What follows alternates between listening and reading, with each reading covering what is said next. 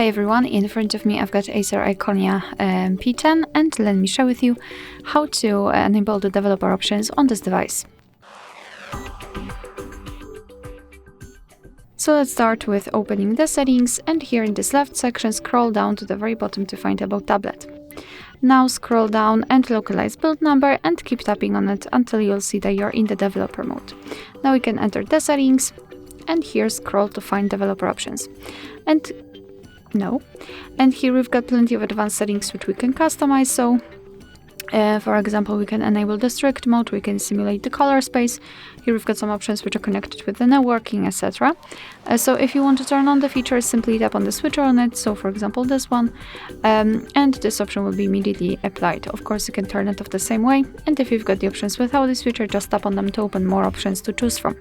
If you're done with customization of developer options, you can always turn them off just by tapping on the switcher at the top. However, as you can see, you will have to restart your device. But of course, after restarting, the developer options will disappear from the system settings list, but of course no worries, you can customize them again and just go back to the build number step and then keep tapping. Alright, so that will be all. Thank you so much for watching. I hope that this video was helpful, and if it was, please hit the subscribe button and leave the thumbs up.